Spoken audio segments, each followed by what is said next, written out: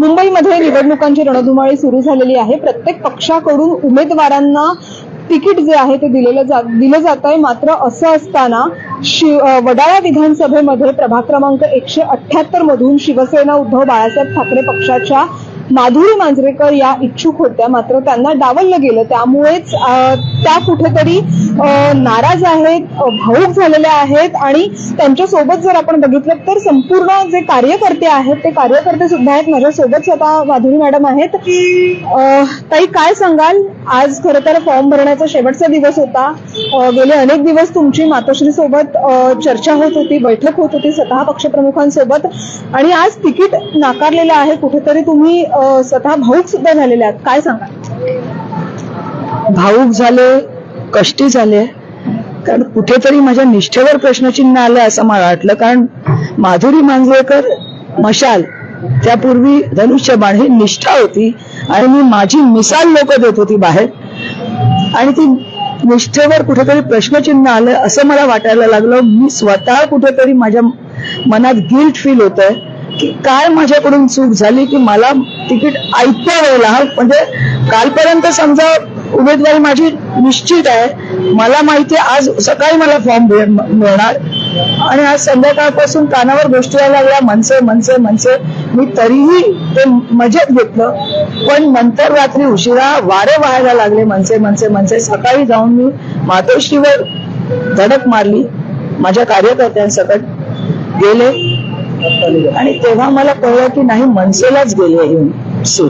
तेव्हा फार वाईट वाटलं. म्हणजे माझीच आहे, उमेदवारी माझीच आहे, आणि ते आयत्या वेळेला तिकडे जावी याच्यासारखं दुर्दैव कोणतं माझ्यासाठी दुर्दैव कोणतं याच्यासाठी.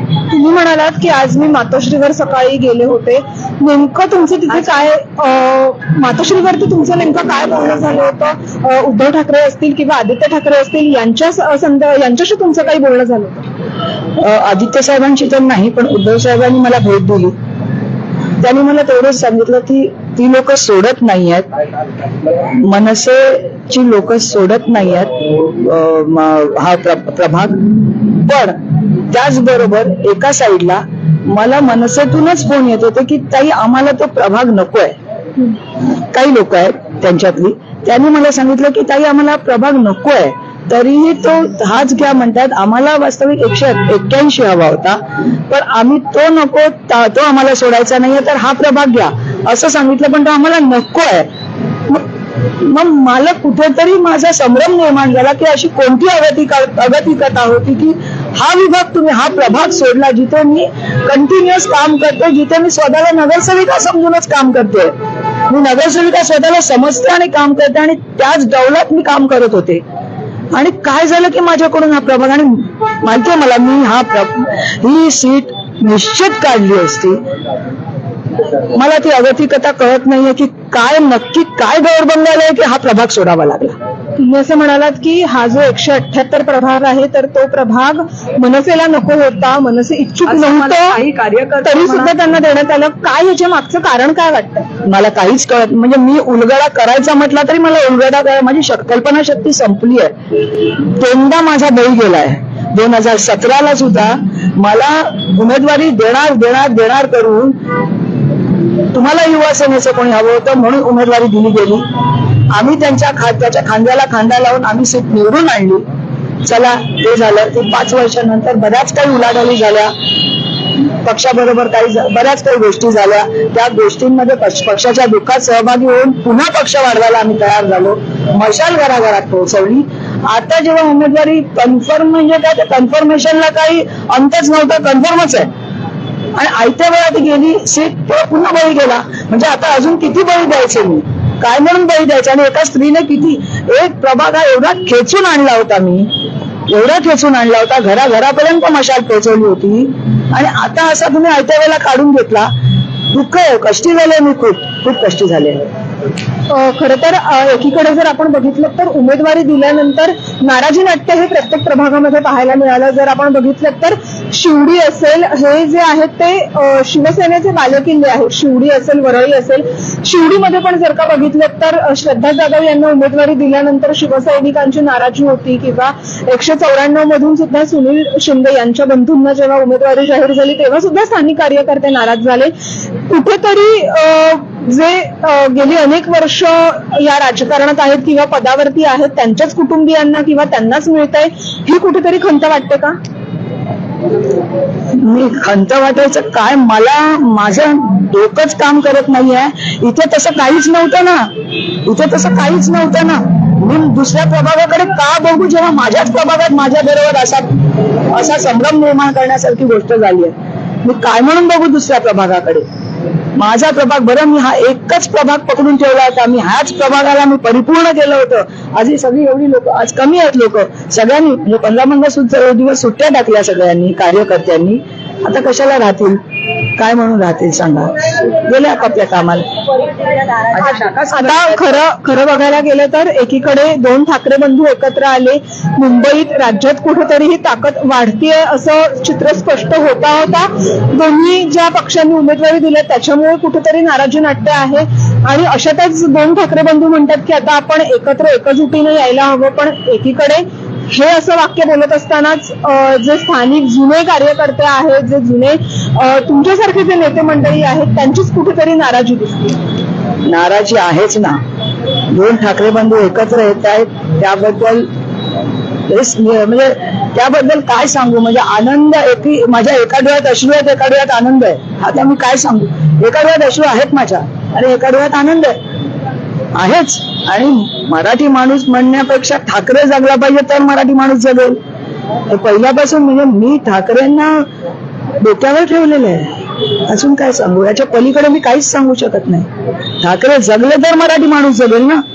पण त्यासाठी आमचा बळी द्यावा लागत असेल तर कुठेतरी त्रास होतोय.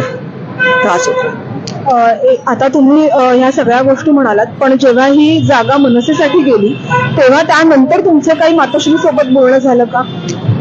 हो, मला म्हणजे सांगतच होते की मनसे सोडत नाहीये. खूप वाटाघाटी, मला अनिल भाऊ खासदारांनी पण सांगितलं, खूप वाटाघाटी चालल्यात, भांडणं झाली या प्रभागावरून. पण मी त्यांना टेक्निकली काही गोष्टी सांगितल्या, त्यांना पूर्ण एक दाखवलं की मागच्या वेळेला 5व्या की 6व्या नंबरवर मनसेना होती. त्याच्यात मनसेचं तसं मी त्या पक्षाला काही एक आदेश देत नाहीये. ठीक आहे, तोही पक्ष मोठा वाढणार आहे, वाढावा. पण आता सध्या तसं काहीच नाहीये ना. मग तुम्ही का सोडताय?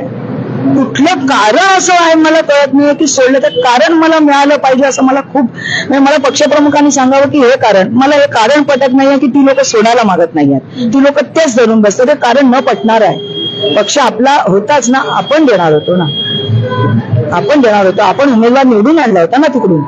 मग हे कार्यकर्ते, मतदार ते आपले होते ना, मग आपल्यालाच मिळायला पाहिजे. साधं गणित आहे. मग गणित असं दुसऱ्या मार्गाला का गेलं मला काहीच कळत नाही. खरं तर पक्षप्रमुखांकडे किंवा पक्षांच्या वरिष्ठांकडे आपल्या विभागातील काही जे इच्छुक उमेदवार असतात किंवा जे ग्राउंड लेवलला ऍक्टिव्ह असतात त्यांची नावं विभाग प्रमुख पोहोचवत असतात. तर या सगळ्या संदर्भात विभाग प्रमुख आणि तुमच्यामध्ये काही बोलणं झालं होतं का? खरं तर विभाग प्रमुख हाच आमच्यासारख्या कार्यकर्त्यांचा आवाज असतो जो मातोश्रीच्या दरवाजाच्या आतमध्ये जातो. विभाग प्रमुखांचं असं खास बोलणं माझं काहीच झालं नाही झालं या बाबतीत काही बोलणं. तसं मला मातोश्रीवर भेटले खरं, मी अनेक वेळा फोन केला त्यांना, पण त्यांच्या व्यस्त कार्यक्रमामध्ये त्यांनी उचलला नसेल फोन, मी तेही त्यांना सांगितलं. पण मला जे माहिती आहे शिवसेनेची पूर्ण कार्यप्रणाली, विभाग प्रमुख हा कार्यकर्त्यांचा आवाज असतो जो पक्षप्रमुखांपर्यंत, पक्षश्रेष्ठीपर्यंत पोहोचवतो आवाज. आता ह्या सगळ्या गोष्टी घडत आहेत. आता आज शेवटचा दिवस आहे. तुमची आता पुढची भूमिका काय असणार आहे? तुम्ही काय निर्णय घेणार आहात? माझी पुढची भूमिका, माझे कार्यकर्ते आहेत, माझे पदाधिकारी आहेत. आपल्या सोबत काही कार्यकर्ते सुद्धा आहेत, यांच्या पक्षासोबत, त्यांच्या सोबत काम करणारे. काय सांगाल, आज उमेदवारी जी आहे ती माधुरी मॅडमचं असं म्हणणं आहे की ती आयत्या वेळी रद्द झालेली आहे, त्यांच्या सोबत तुम्ही काम करताय, तुम्ही काय सांगाल? आम्ही आता एवढ्या 5 वर्षापासून 8 वर्षापासून ही मशाल धगधगती मशाल आम्ही शाखेत, जेव्हा आमच्या शाखेतून जे काही लोक गेले तेव्हा आमच्या शाखेत शून्य होतं, त्या शाखेत त्या माऊलीने उभी केली आणि ही संघटना त्यांनी वाढवली आहे. त्यामुळे आम्हाला जो धक्का बसलाय त्या धक्क्याला आम्ही खूप नाराजी आहे आणि आम्ही सगळे पदाधिकारी राजीनामा द्यायला तयार आहोत. आपले शाखा प्रमुख सुद्धा प्रभाग क्रमांक 178 मधले आहेत. तुम्ही शाखा प्रमुख आहात, तुम्ही सुद्धा ग्राउंडवरती काम करताय. काय वाटतंय, एकूणच जो हा निर्णय झालेला आहे आज त्याकडे कसं पाहताय? खूप चुकीचा निर्णय घेतला साहेबांनी. शून्यातून शाखा निर्माण झालेली आहे. बंडखोरी झाल्यानंतर त्यांनी शाखा जिवंत ठेवली आणि आज त्यांच्याबरोबर जो निर्णय घेतला साहेबांनी तो खूप चुकीचा निर्णय घेतलेला आहे. आणि ह्याच्या मागे आम्ही मॅडमच्या मागे पूर्ण शाखेचे सर्व पदाधिकारी आहोत आणि आता मॅडमचा जो निर्णय असेल तो आमचा निर्णय असेल. एकीकडे असं म्हटलं जातं की 2 ठाकरे बंधू एकत्र आलेले आहेत, तर तुम्ही एकजुटीने उभे राहा कारण मुंबई वाचवण्यासाठी. मग एकीकडे ह्या सगळ्या गोष्टी एकजुटीने तुम्ही सगळे उभे असताना जर असे निर्णय घेतले जातील तर त्याचा ग्राउंड लेवलवरती काय परिणाम? चुकीचा निर्णय घेतलाय म्हणजे असं झालं की काय बोलावं मला तेच कळत नाहीये. विनिंग सीट आमच्या हातातून निघून गेलेली आहे आणि जिंकणारी सीट होती आमची. आणि ही ज्या ठिकाणी आता मनसे आमच्यासाठी काय म्हणजे कमी आम्ही लेखत नाही त्यांना, पण आम्ही ही सीट काढली असती हे असंच आमचं म्हणणं आहे. जेव्हा 2 वर्षांपूर्वी गद्दारी झाली इथून, तेव्हा आम्हालाच पक्षाकडून सांगितलं गेलं त्याला पाडायचं आहे, त्याला गाडायचं आहे.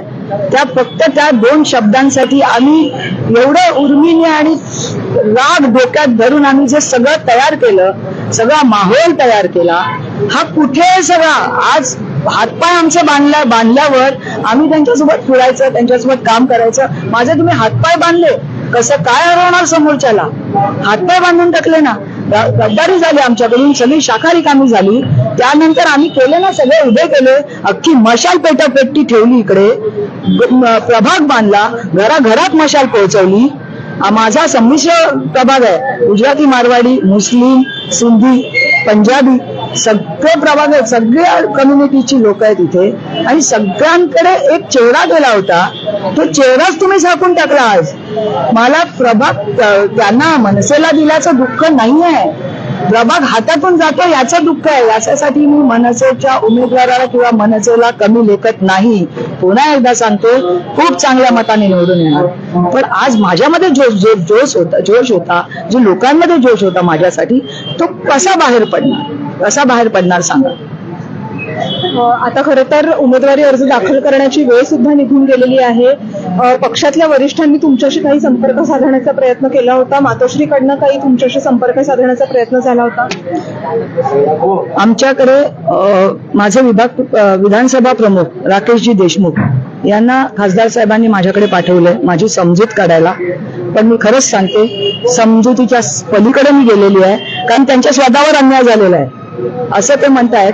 आणि मी आता काय म्हणून समजूत? प्रत्येक वेळेला मी बळी जात असेल माझा, तर मी समजूत काढण्याच्या आता पलीकडे गेलेले आहे. मी पलीकडे गेले, त्याच्या पलीकडे माझे कार्यकर्ते गेले, त्यांची वय वाढतायत. आता कधी करणार कामं आम्ही? आणि फक्त मशाल आम्ही घराघरात पोहोचवायची आणि दुसऱ्या चिन्हावर आम्ही निवडणूक लढवायची. हे गणित कुठलं मला तेच कळत नाही. कुठलं गणित आहे हे मला अजूनही कळत नाही. मला मातोश्रीची अगतिकता काय होती की हा प्रभाग त्यांना द्यावा लागला. कुठे तुमचे हात बांधले होते आणि माझे हातपाय का बांधले आज? माझे हातपाय का बांधले आज? मी माझा फॉर्म भरला, मी माझा मेन ग्रीन फॉर्म भरला, माझी नोटरी केली फॉर्मची, सगळं केलं, सगळं साहित्य आणून ठेवलं घरात, झेंडे बिंडे सगळं झालं, माझं पत्रकं दिली, माझी रथ माझा बुक केला. आणि तुम्ही शेवटच्या क्षणी सांगता की उमेदवारी नाही देत आहे, त्यांना देऊन टाकली. केवढा मोठा धोका आणि धक्का, केवढा मोठा. मला विचारा ना, जिला तुम्ही उमेदवारी जाहीर केले तिला विचारा की आम्ही मनसेला देतो, आपण घेऊया का? मी हसतच सांगितलं. जेव्हा मनसेला ही सीट जाणार होती तेव्हा तुमच्याशी सुद्धा संपर्क नाही झाला? अजिबात नाही. हे दुःख आहे माझं. मी हसतच सोडली असती. चला मी त्यांना आम्ही निवडून येऊ. तिची पालक, तिची मोठी बहीण, मी डॉक्टर आहे, ही पण आम्ही दोघी बहीण आहोत. मी एक शब्द सांगेन की या माणसाने, मला त्या माणसाचं नाव घेऊन गप्पा बस, खरं तर एकीकडे ह्या सगळ्या गोष्टी होत असताना कार्यकर्त्यांमध्ये कुठेतरी मोठ्या प्रमाणावर तीव्र नाराजी जी आहे ती दिसते आहे. खरं तर मातोश्रीवरनं कोणत्याही पद्धतीचं जे संपर्क आहे तो संपर्क झालेला नाहीये. मात्र या आधी सुद्धा मी माझी सीट त्याचा जो बळी दिलेला आहे, त्यानंतर आता सुद्धा कशा पद्धतीने बोला तुम्हाला 2017 साली म्हणजे आजपासून 8 वर्षांनी ती लहान होती आणि मी पण 8 वर्षांनी, आता मी 75ची आहे. तिची पालक आहे, तिची बहीण आहे. त्यावेळेला ती तेवढी कमी होती, 46 वयाची होती. त्यावेळेला तुमच्या पक्षश्रेष्ठींनी माझ्या खांद्यावर हात ठेवून सांगितलं, दुपारी 3:30 वाजता ती दाट ताई तयारीला लागा, आणि रात्री 11:30 वाजता तुम्ही सांगता नाही आम्ही सीट देऊन टाकली. त्यावेळेला सहन केलं. आज पण तीच अवस्था, तर मग बाकीच्या या कार्यकर्त्यांनी करायचं काय? ते जीव तोडून कामं करतात. तुम्ही तुमच्याशी जेव्हा गद्दारी होते आणि तुम्ही गद्दार म्हणता ना, मी म्हणेन आज की तुम्ही पण गद्दारी केली हिच्या सीटची. हो, खरं तर जे उमेदवार आहेत ते सुद्धा भाऊक आहेत, त्यांचे जे कार्यकर्ते आणि नातेवाईक आहेत ते सुद्धा भाऊक आहेत. सकाळी जर का असं म्हटलेलं होतं की जर ही जी तिकीट आहे ती कन्फर्म आहे, मग संध्याकाळी नेमका उमेदवार कसा काय बदलला. आणि आतापर्यंत सुद्धा मी या पक्षासाठी मोठ्या प्रमाणावरती गेली 32 वर्ष काम केलं असं माधुरीजी यांनी म्हटलेलं होतं. मात्र कुठेतरी आता जेव्हा उमेदवारीची संधी मिळाली होती किंवा ती वेळ आली होती, तेव्हा नेमकं असं काय झालं आणि याचं उत्तर जे आहे ते साहेबांनी द्यावं किंवा मातोश्रीने द्यावं अशीच अपेक्षा माधुरीजी यांनी व्यक्त केली आहे. त्यामुळे आता या संपूर्ण प्रकरणावरती पक्षप्रमुख उद्धव ठाकरे किंवा आदित्य ठाकरे किंवा पक्षातील इतर वरिष्ठ नेते काय मार्ग काढणार, त्यांच्याशी बोलणार का, संपर्क साधणार का, हेच पाहणं महत्वाचं असणार आहे. लोकमत मुंबईसाठी निधी पेडणेकरचा रिपोर्ट.